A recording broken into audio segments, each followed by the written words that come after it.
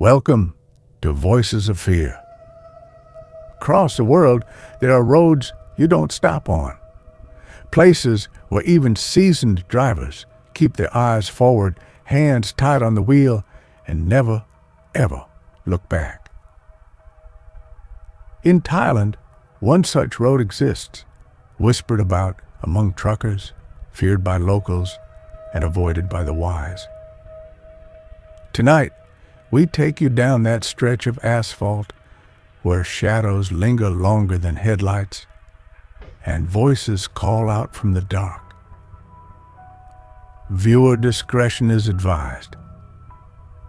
Tell us in the comments where in the world you're watching from.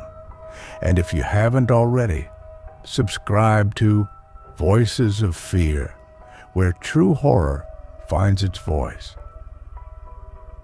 In Thai culture, the road is more than a path from one place to another.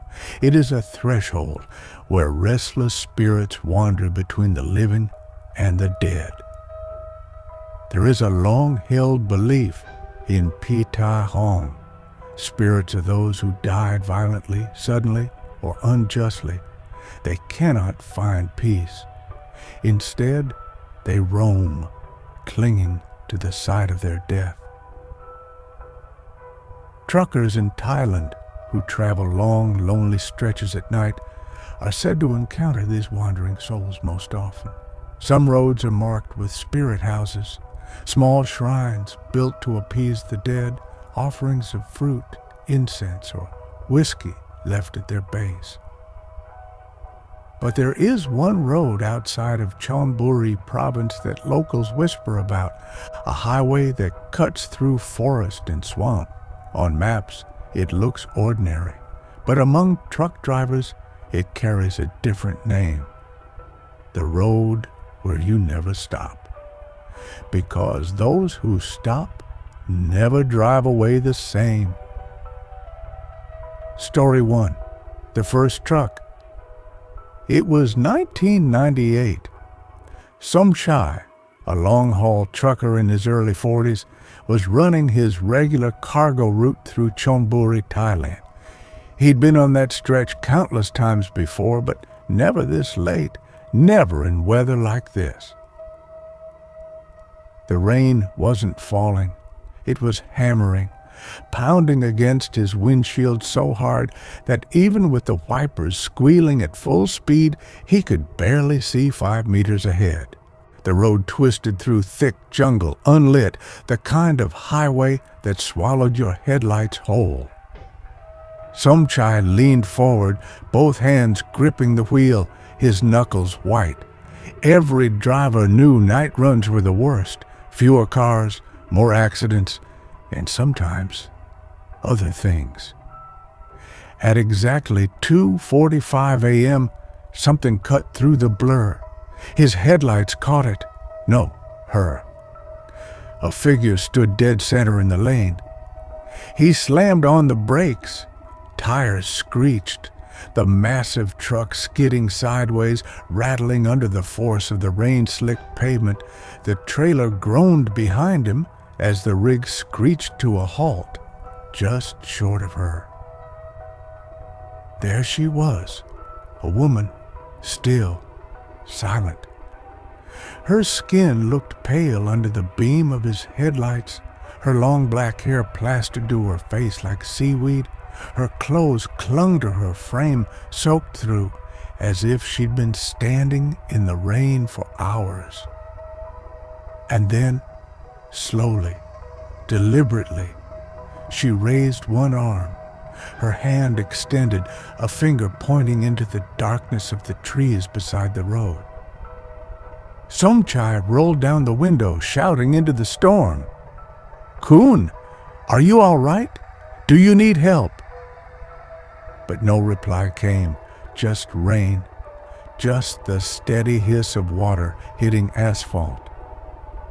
Cautiously, he climbed down from the cab, boots splashing into the pooling water.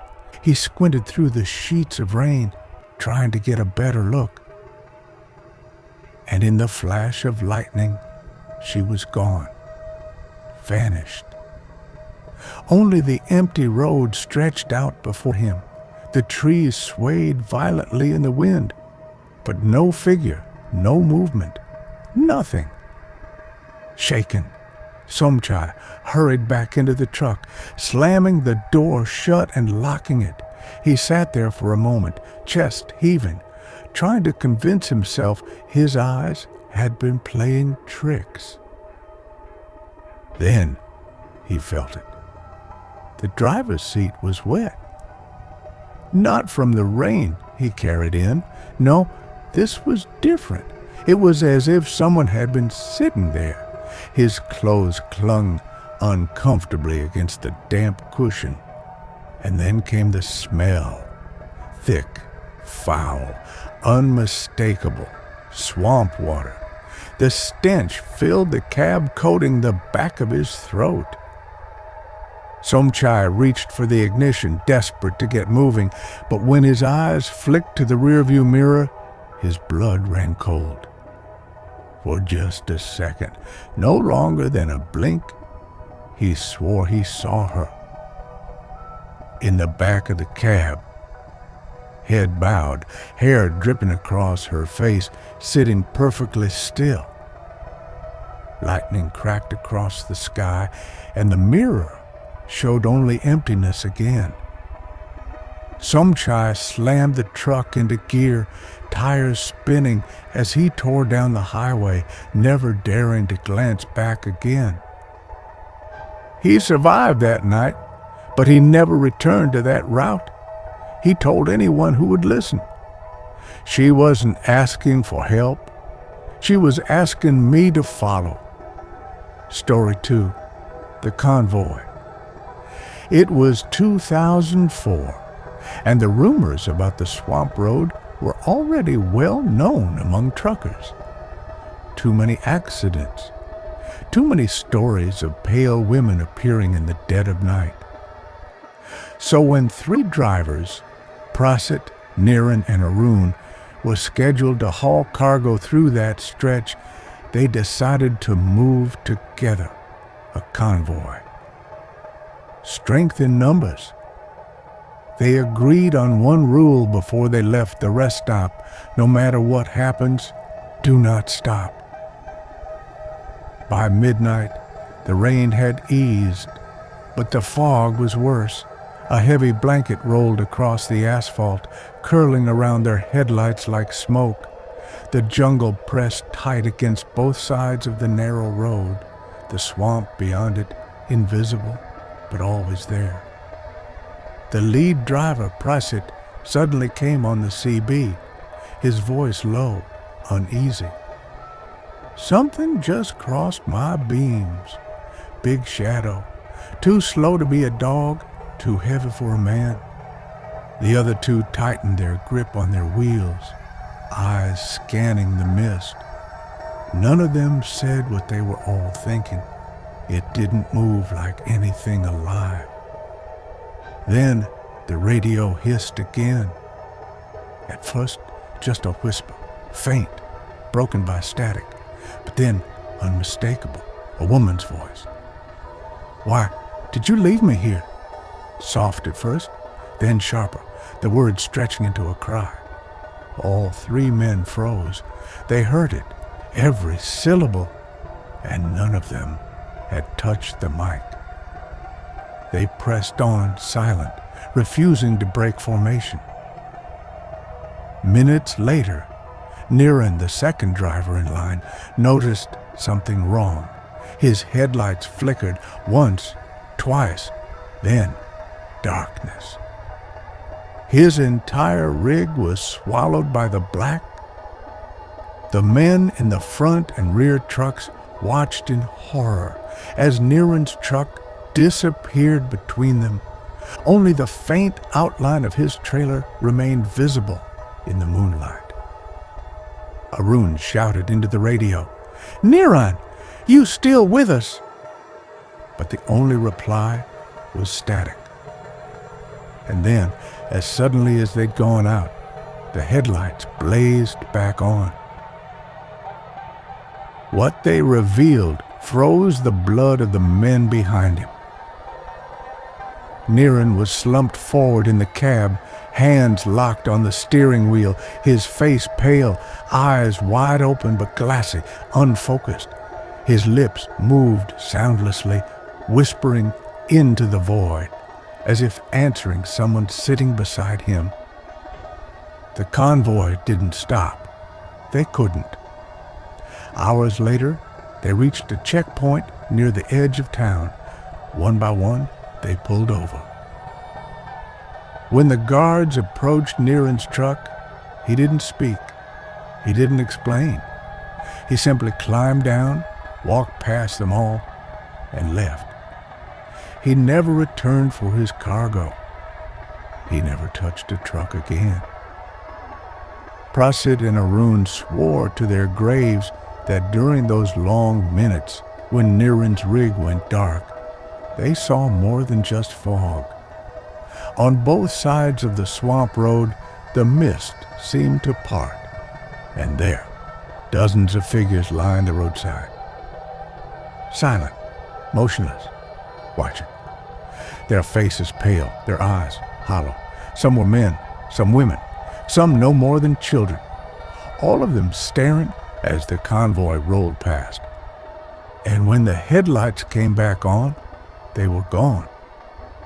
But both drivers knew they hadn't been alone on that road. Story 3, the taxi driver. Not all the stories belong to truckers. In 2012, a Bangkok taxi driver named Arun found himself caught in the same nightmare.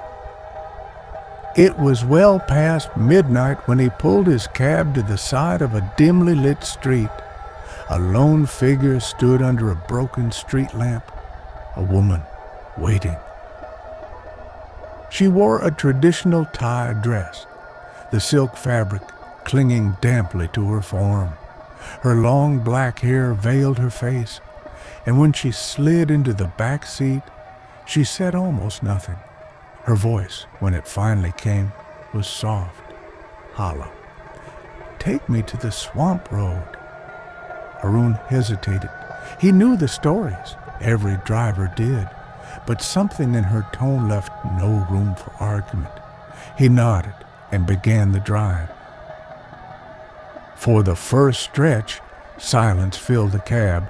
Then, just as the tires hit the outskirts of the swamp road, the woman leaned forward, her breath chillingly close to Arun's ear. "Do not stop. Do not look back." The words crawled under his skin.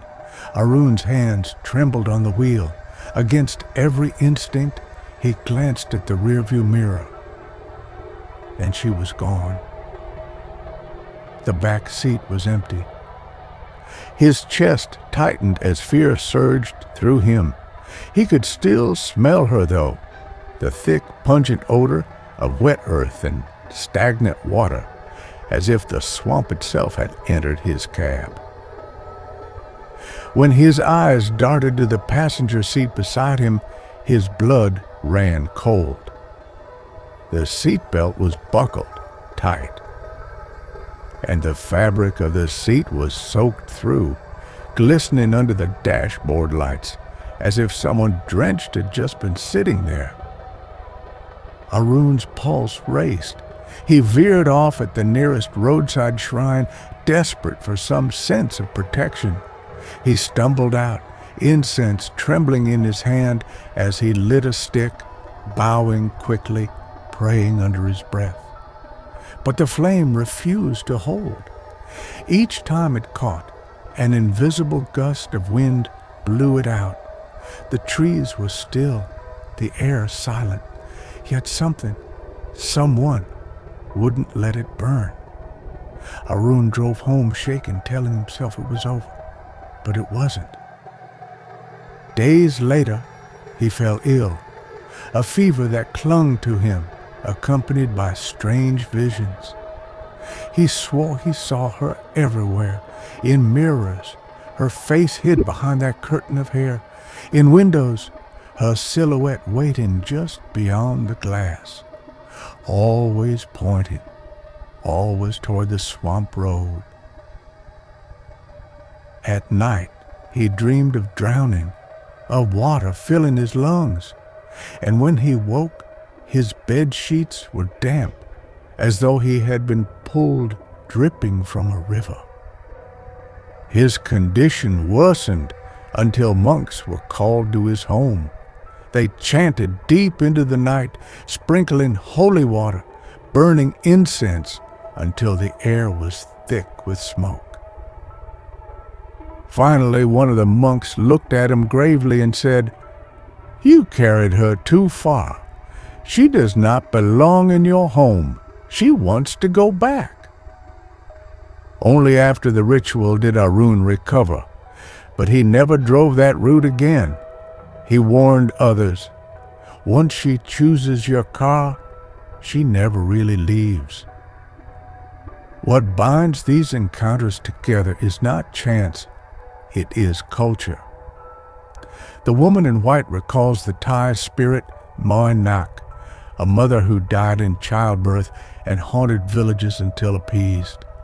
The voices on the radio echo a belief that spirits can travel through electricity using sound waves to reach the living. Most chilling of all is the command not to stop. In Thai folklore, stopping on cursed ground gives spirits permission to approach, an invitation to climb aboard, or worse, to follow you home. Truckers say the road is cursed because it runs through land once used as a mass grave during the war. Others claim the swamp itself drowns the dead, refusing to let them rest. Either way, the rule remains the same. If you ever drive this road, keep going. So, what do you think really happened on Thailand's haunted road? Were these hallucinations from exhausted drivers or restless spirits warning or luring the living? Tell us your thoughts in the comments below and let us know where in the world you're watching from. Thank you for staying with us until the end. If you haven't already, subscribe to Voices of Fear, where each week true stories from across the globe are brought to life in chilling detail. And remember, the next time you're driving late at night on an empty road and you see someone standing in the headlights, do not stop. Until next time, stay safe and never forget, some passengers don't leave when the ride is over.